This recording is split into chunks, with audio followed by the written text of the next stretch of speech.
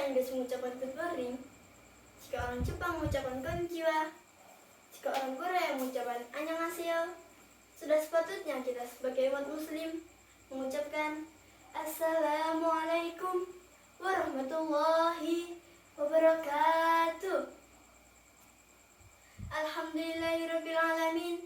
Wassalatu wassalamu ala asrafil anbiya'i wal mursalin wa ala alihi wa sahbihi ajma'in. Amma ba'du. Yang saya hormati, para dewan juri yang saya muliakan.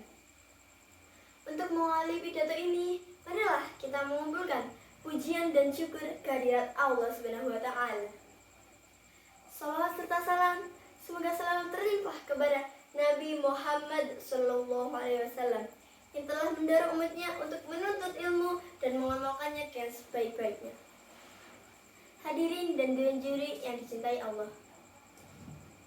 Pada kesempatan kali ini, saya akan membacakan pidato dengan tema pentingnya ilmu bagi kehidupan.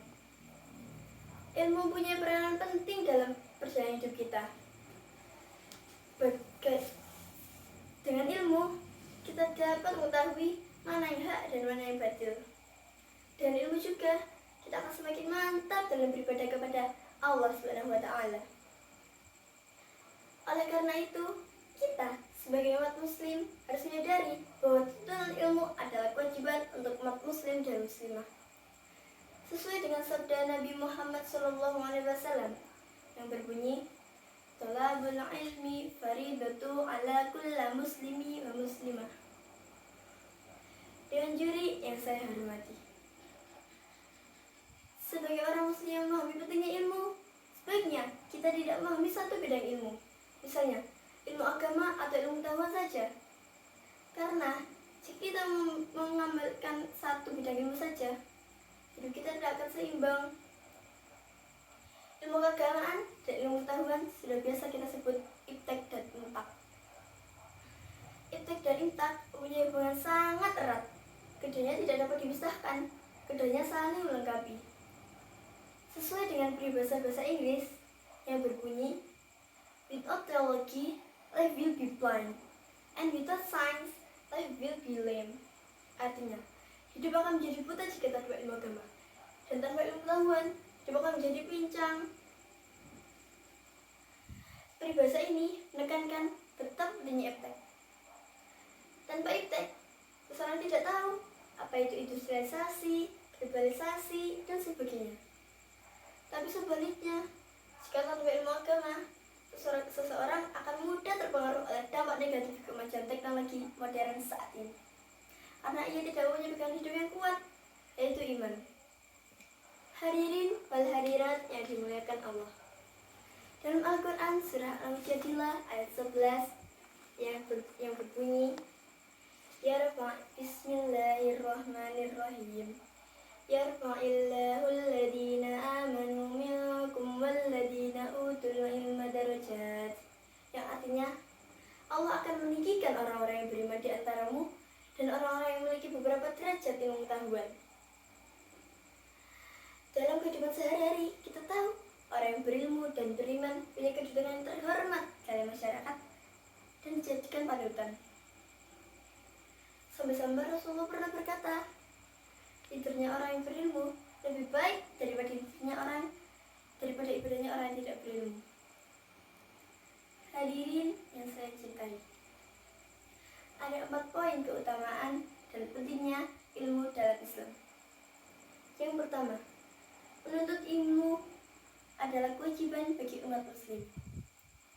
Yang kedua, menuntut ilmu hingga ke negeri yang jauh seperti Cina.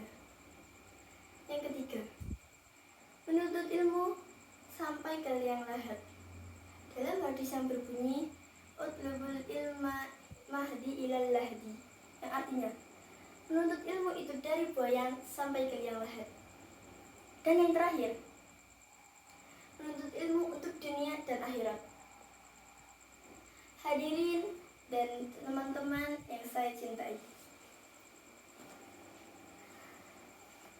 marilah kita menuntut ilmu dengan belajar sangat sungguh, pantang menyerah sampai kita dapat mengambil buah dari ilmu itu.